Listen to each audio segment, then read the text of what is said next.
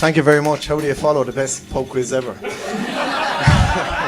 Yeah, I have come all the way from Waterford, and yes, I do work in the hospital, and Altimash, if you're still here, I don't work in the morgue. Sorry about that. But it's great to be in Dublin here tonight. I moved to Waterford about 3.5 years ago, and I moved there from Cork, and my mother, people outside Dublin mightn't realise, but Cork people think that they're actually, you know, the real capital and stuff like this. And my mother, being the supreme leader of Cork, when I was leaving, looked me in the eyes and said, "Come here to me, you know.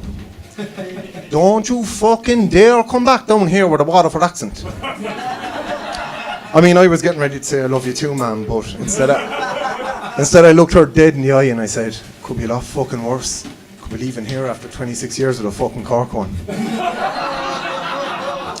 The reason I don't have a really strong Cork accent is my father is from South Kilkenny. He ended up in Cork because he became an engineer, and he got a job eventually with Pfizer, the pharmaceutical company. A great job for your dad to have when you're a teenager in school is him being partially responsible for the world's production of Viagra. Speaking of which, like, how much money did Pfizer waste on advertising, paying all those extras for Pele to walk around Rio de Janeiro smiling at? I mean, if they wanted a really effective low-budget ad campaign that would really hit home, they could have had him in the Brazil kit doing keepy uppies with the ball, look in the camera and say, "I can keep it up because I take Viagra, can you?" I'm fairly new to the stand-up comedy scene. This is only my second time doing it. And when thank you, Jesus, thanks. More affection off you than my mother. Or my fiance.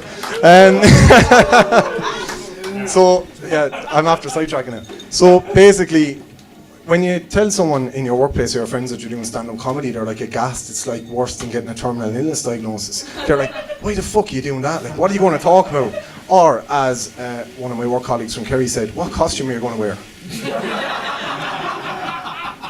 Maura, I don't know what stand-up comedy is like in Kerry, but I'm pretty sure in Waterford or Dublin it's not that sexual.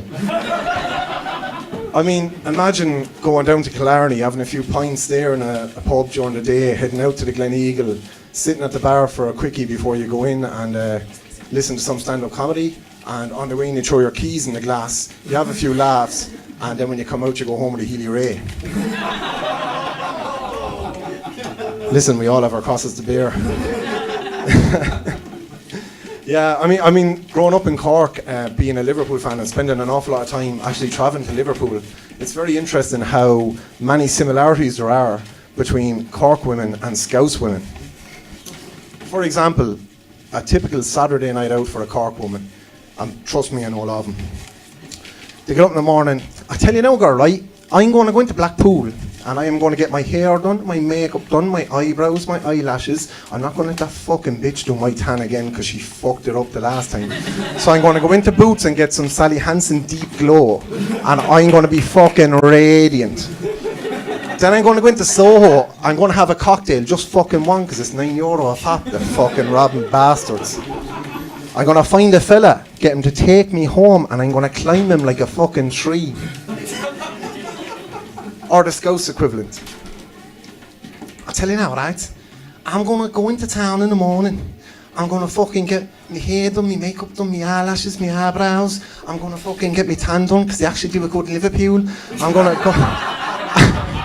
I'm going to get my nails done. I'm going to go into town. I'm going to have a few shots. Find a lad, nick him, bring him home and climb him like a fucking tree." The Kerry equivalent is just a girl staring into a deep turf fire. Solemn, miserable, with the West Atlantic wind baiting her back. She looks at her mother and says, "Mammy, I hope the fuck I don't go home with Healy Ray." Guys, thanks so much. I've been DJ Walsh.